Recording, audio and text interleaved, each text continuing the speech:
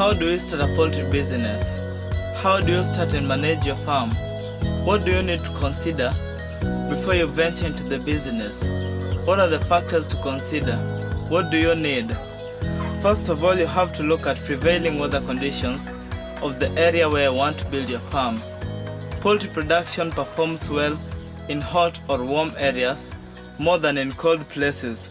So if you're starting your farm in a cold place, what do you need to do to improve on the temperature of your chicken coop?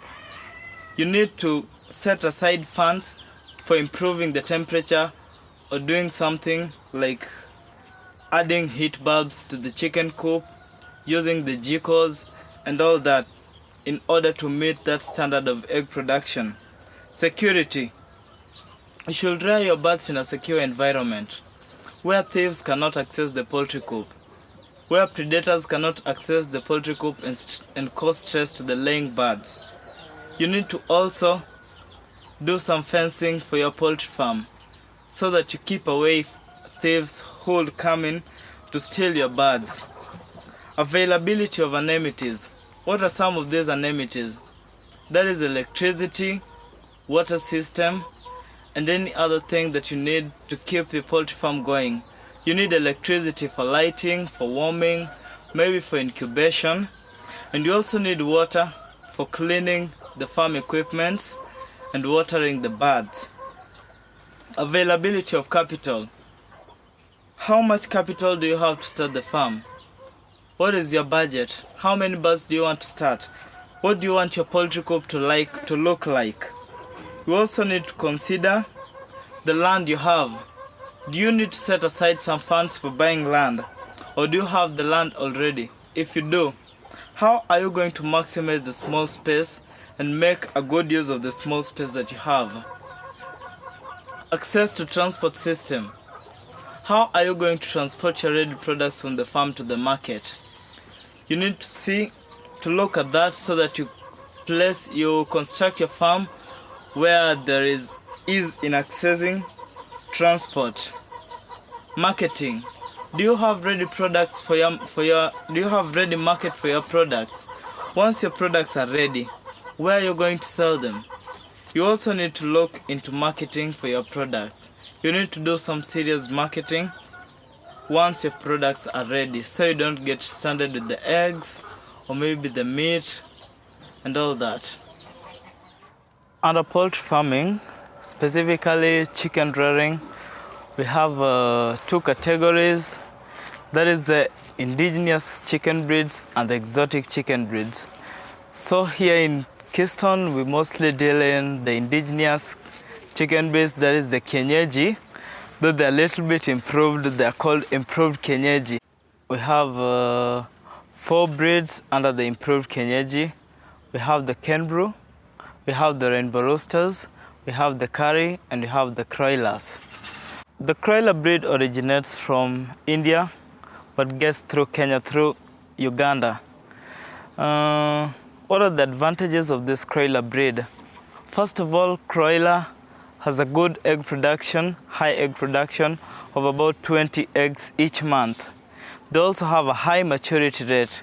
That means under good management, Croilers will start laying at about 4 months or 4.5 months. Also, the Croilers are dual purpose breeds. That means they can give you eggs or you can use them for meat. That also means they have good meat quality. What is the advantage of the Croiler breeds? They have slightly lower disease resistance compared to the other breeds. The other breed that we talk about here is the Rainbow Roosters. Rainbow Roosters have high meat production, high egg production, and they take quietly a long time to mature compared to the Croiler breed.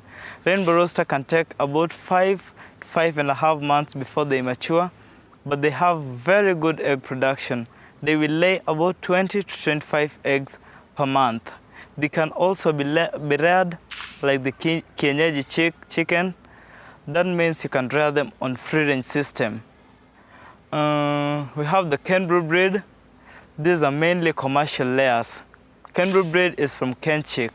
They have very high egg production and slightly low meat quality. Cane brew require at least good labor. They're labor extensive.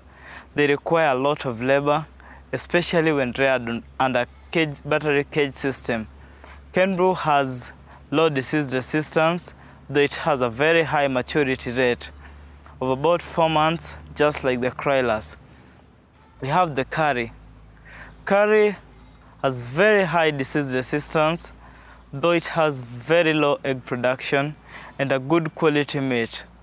Curry can give you around 15 eggs per month.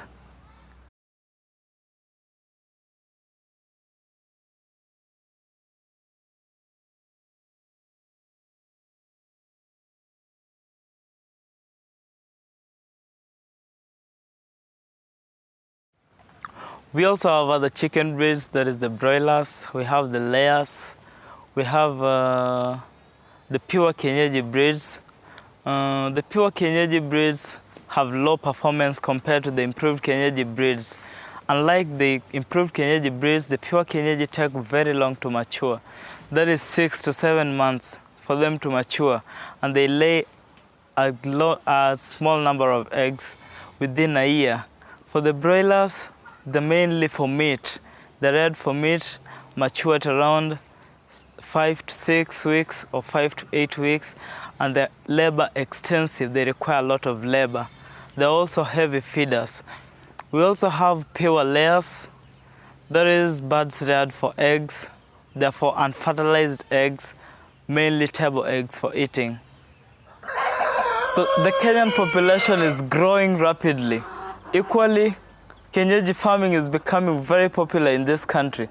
And that is why we advise our clients to venture into Kienyeji poultry farming than venturing in the broiler farming or doing other exotic breeds.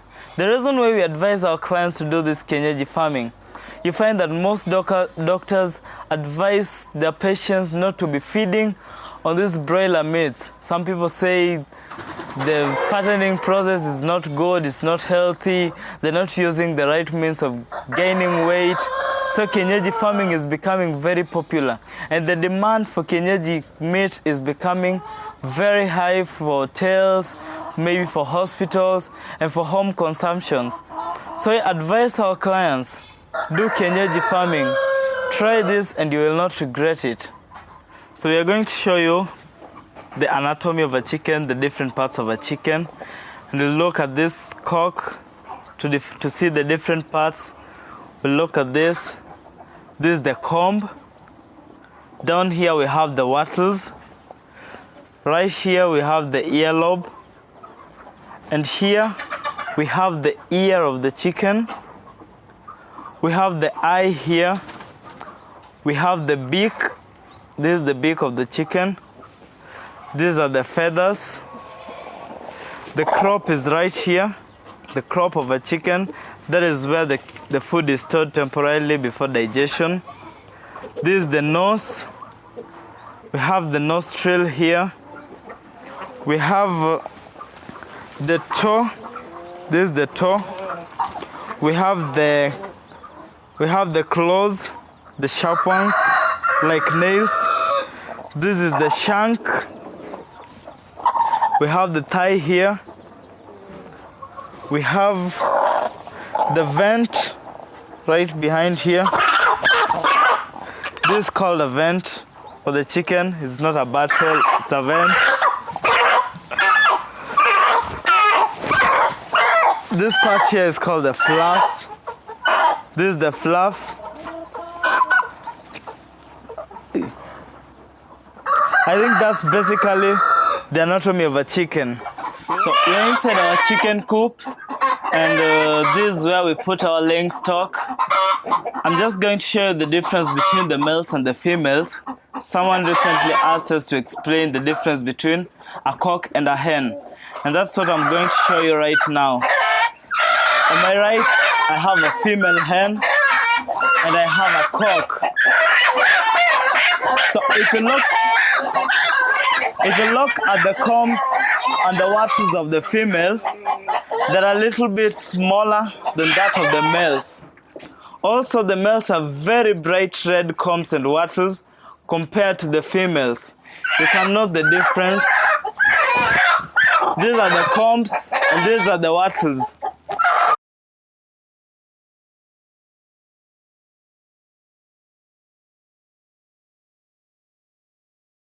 You can also look at the tail feathers. These are the tail feathers. For the females, they have very small tail feathers. When you look at the males, they have long and curved tail feathers. So that is how we differentiate the males, the cocks and the females, the hens I mean. You can also look at the size. The female is a bit smaller than the male. The male is a bit big. Some people also look at the vent of the birds. The male's vents are a little bit small because they do not need to lay eggs. The female's vents are large. They have very large vents compared to the males. So that is basically how we differentiate the sexes of the birds. As a farmer, it's very important for you to learn the different ways or method of the identifications in your chicken coop. How to identify that is the sex of the bird, the good layers, the poor layers, how to differentiate birds in your flock. Maybe you want some for breeding, some you want to cull, and all that. So with me here, I'm going to start with the two chicks. I'm going to tell you how to differentiate the males and the females in your chicks from day old to around 3 weeks and onwards. With me here, I have two chicks. As you can see, one is black and one is white. That's not what I want to show you. I want to show you how to know which is male and which is female. So if you look at these feathers, we have feathers, two different types of feathers. You can see the first one is almost round. It's almost round and very clear, round shaped. When you look at this, it has different sizes of feathers. So the round shaped ones are always males. The ones that are not even are the females.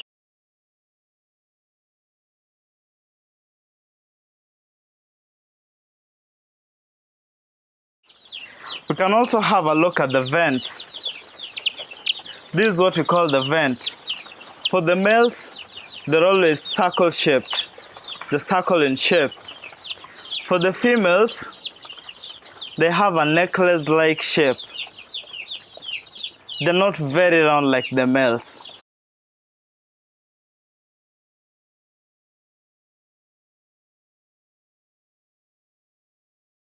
So that is how we differentiate the sexes of the birds at this stage. We can also tell the sexes of the birds a day old, though it is very hard to tell a day old because they're almost the same. All of them are the same. But if you're very careful, you can have a look at the two different birds that I have here, and you'll notice some very slight difference, if not very clear. You can have a look at the shape of these feathers, the feathers of this bird. They're not evenly distributed, the feathers. Some are long and some are short. It's not an even shape. So definitely this is the female. You can also look at the vent. The vent is curved, it's not round. So that is definitely a female.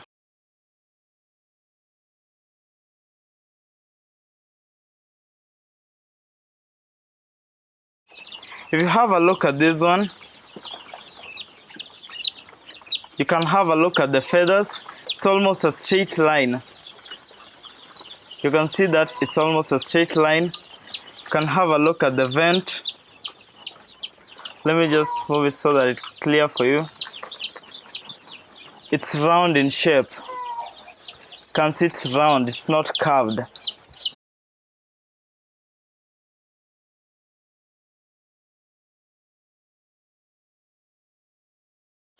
That is how we differentiate the sexes of the birds at different stages of the chicks. When selling chicks to your customers, you need to consider or factor in the cock to hen ratio in your flock. So it's very important to know the sexes of the birds before you give them to your clients, because your clients will be needing or may need egg-laying birds, but instead you give them a large number of cocks. So if you have an incubator, before you incubate your eggs, it's very important to know the number of cocks you're expecting and the number of hens you're expecting.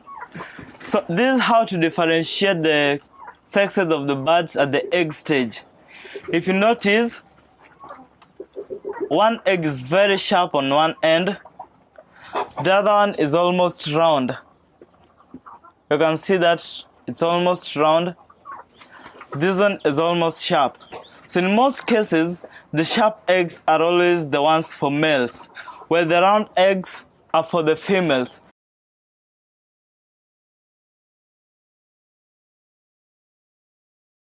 So that is how you know the difference between the female and the male at the egg stage.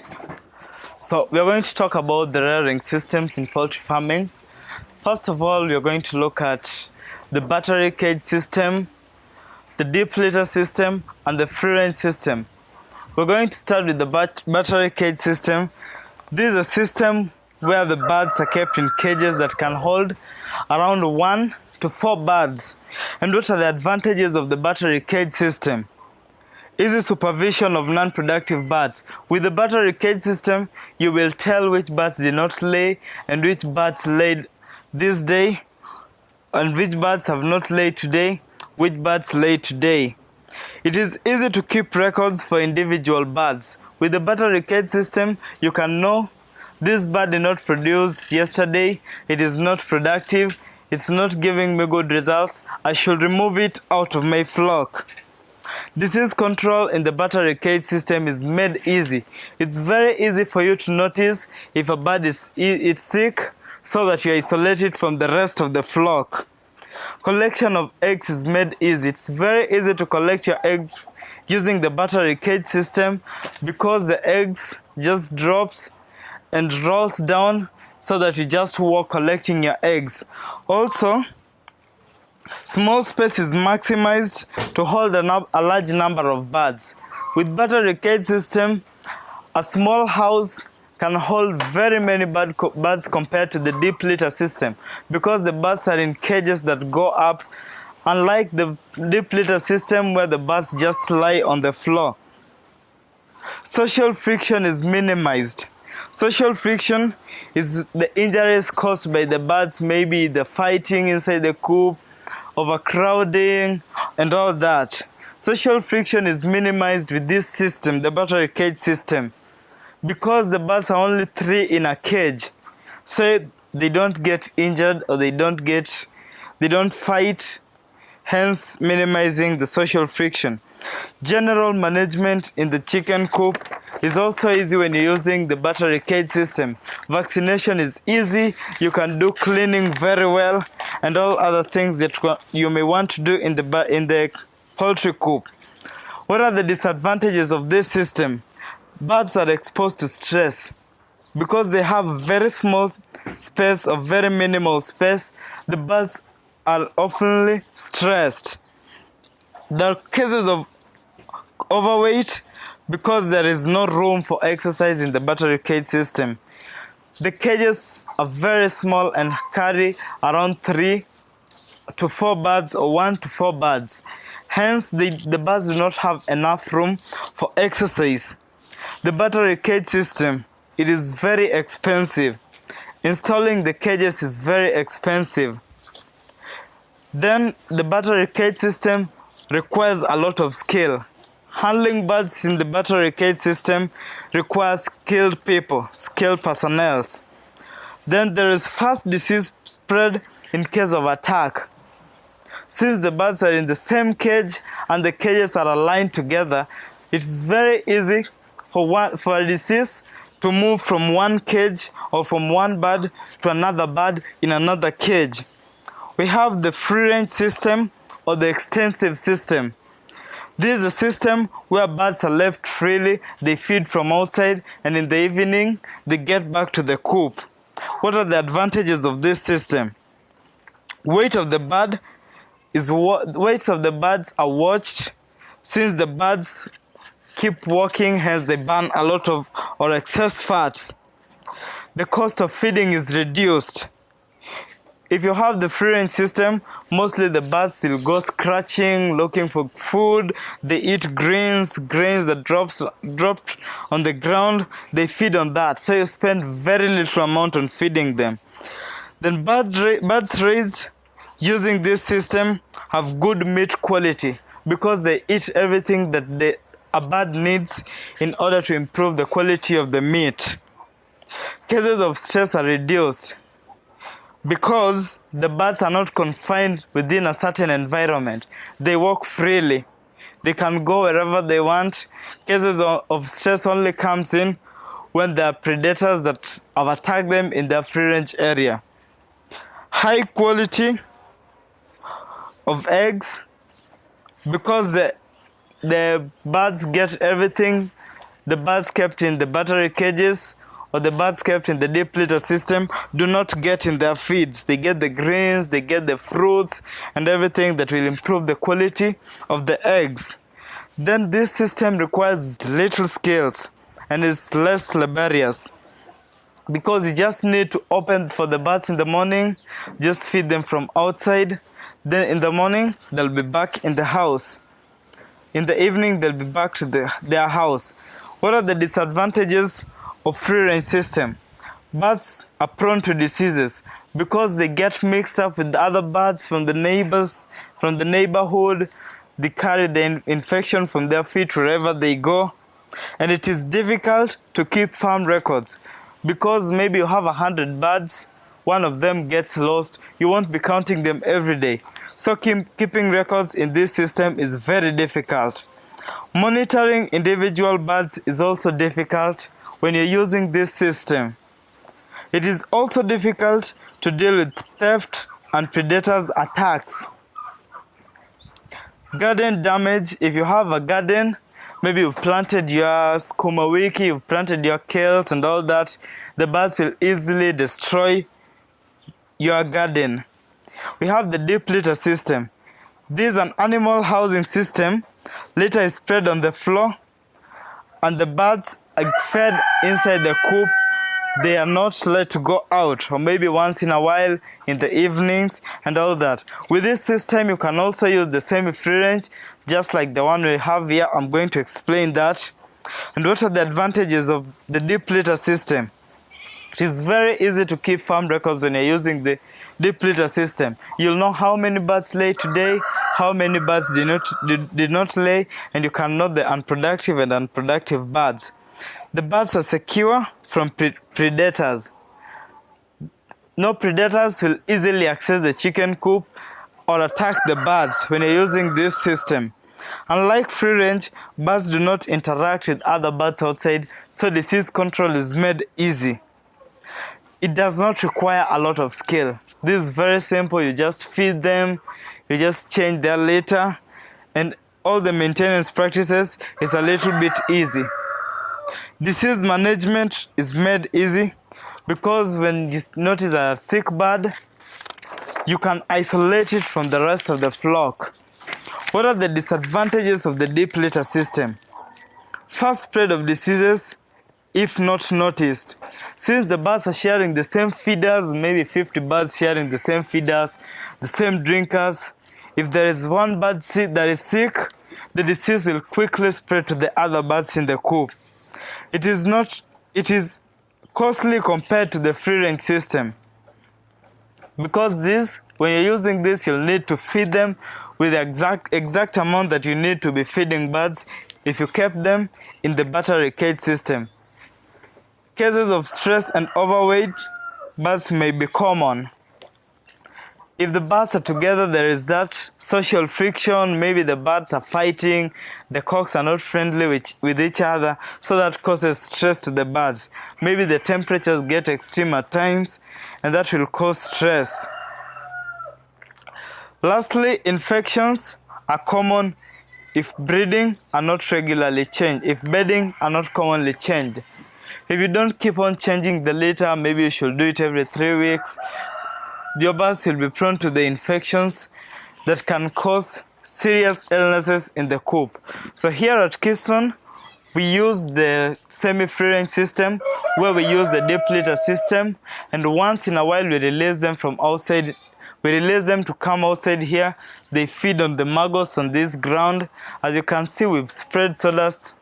We release the birds every morning when the weather is favorable. That is when it doesn't rain, because when it rains, it gets so messy here, and the birds cannot be healthy with that kind of environment. So we release them when the weather is favorable.